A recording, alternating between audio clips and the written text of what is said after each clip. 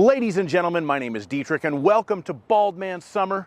For July and August, I will only be reviewing convertibles and old cars, and this is a new convertible. What a way to kick it off, a 2024 BMW M4 Competition xDrive soft top convertible. What a gorgeous car. Today I am going to review this beast for you. We're going to look at the engine, the transmission, the powertrain components of this M4 Competition. We are going to have a look at the styling on this beautiful vehicle. We'll have a look at the trunk room, we'll have a look at the passenger room, and we'll talk about the interior features and the safety features.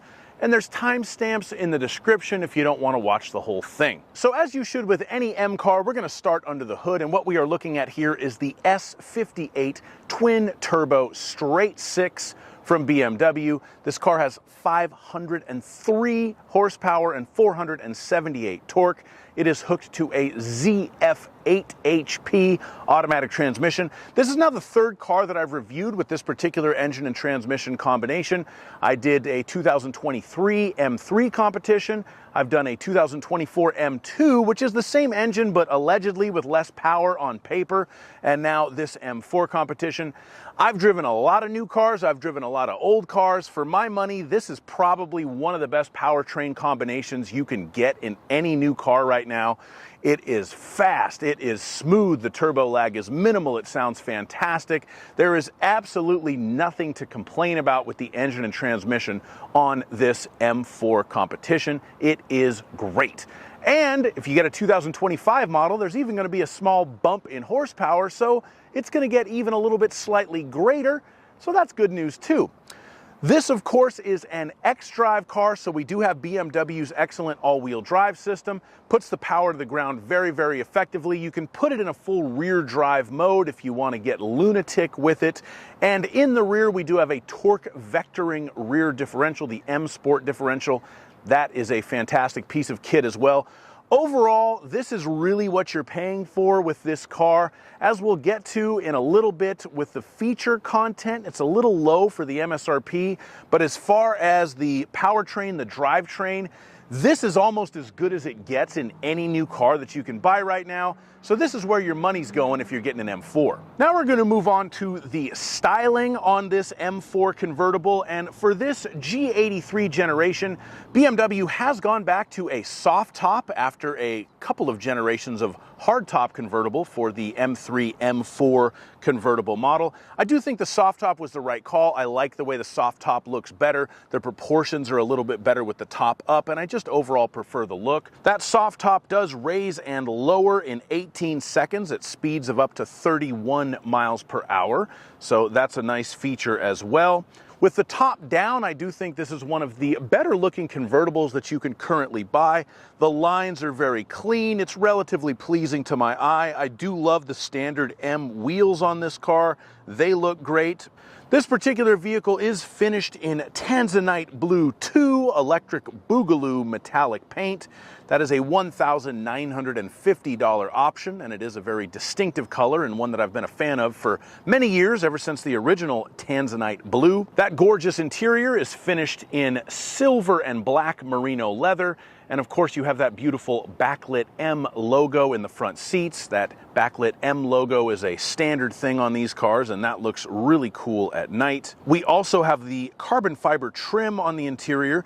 That is a $950 option. And the M Performance floor mats, that knocks the 0 to 60 time down by at least 0.2 of a second. And up front, it is all complemented by the M Shadowline LED lights. So you have a little bit of a darker background to the headlights on this vehicle, although it should be noted this one unfortunately does not have the laser beam headlights, although having driven an M3 with the laser beam headlights and this car both at night, I have to be honest that I don't really notice the difference. All right, now we're going to measure out the cargo room just for fun, so let's open up the trunk.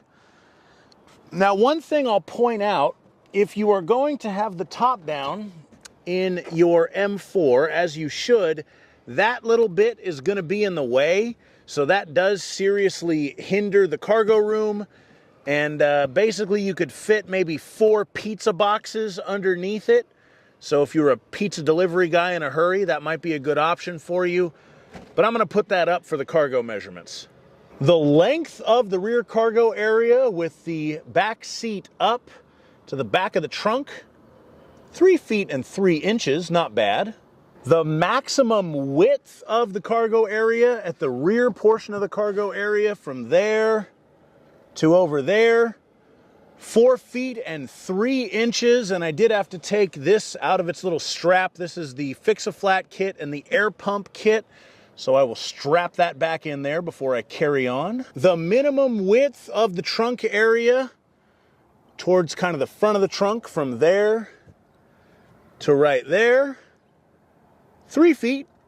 The usable height of the trunk with the top up and the trunk piece up is 1 foot and 4 inches. And let me see if I pull right here, and that's all I can pull. Let me see if I can get that to fold down. So I did manage to get the back seats folded down, and look at what we have stowed right here. This is going to be the wind blocker to put up in the back seats.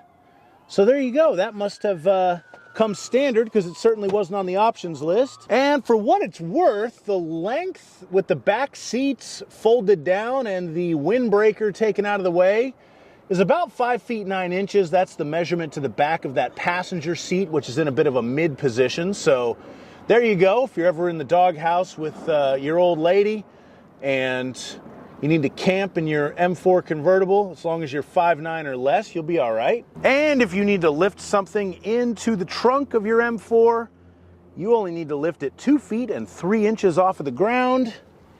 I think that's pretty much all we got back here. What's in here? Oh, I found a fuse box. And I don't think there's anything underneath the floor. Yep, that is the cargo area in the M4 convertible. Now, out of sheer habit and just for the hell of it, let's check out the passenger room in this M4 convertible. I'm going to use myself for this measurement, so I'm 6'5". Let's see if I can sit behind myself in this car.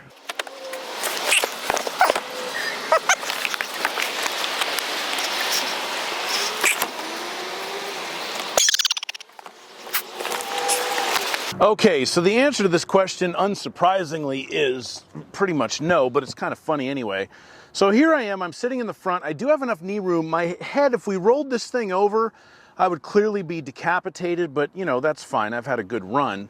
But when I try to get in the back, this car is so smart and motorized and everything. If I do this to let the back seat passenger in, you can see that the front seat politely moves itself sort of down and forward so I can get in better.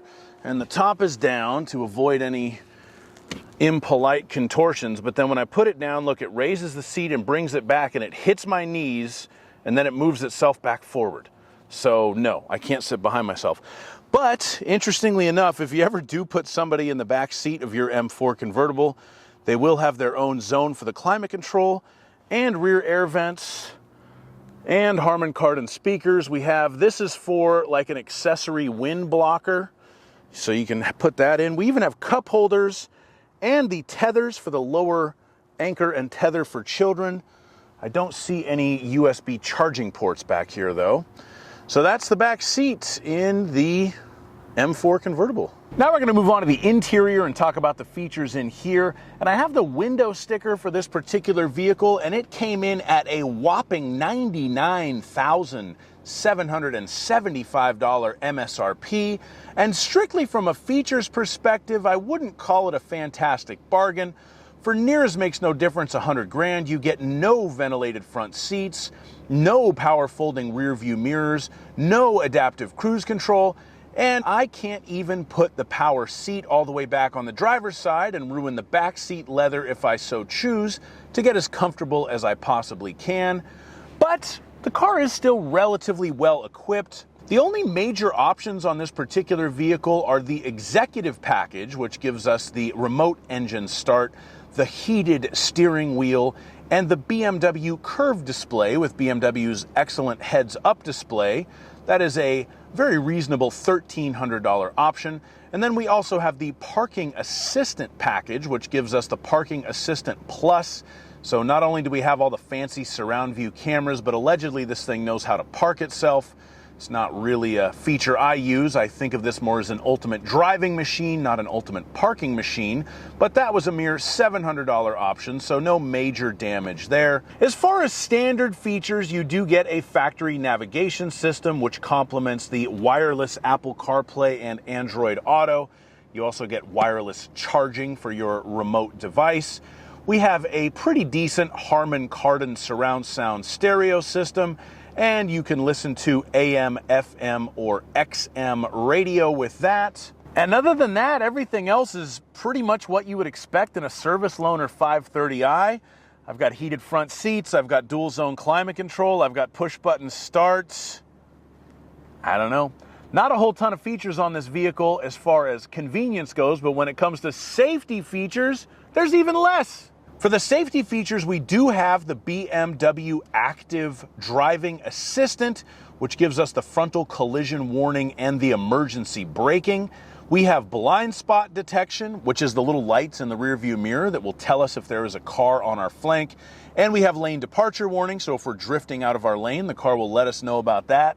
And that's all you really get. There's no lane keeping assist. You don't even get the rear cross traffic alert bundled with the blind spot monitoring. Very, very light, pretty much the bare minimum of what's acceptable on a modern car with safety features.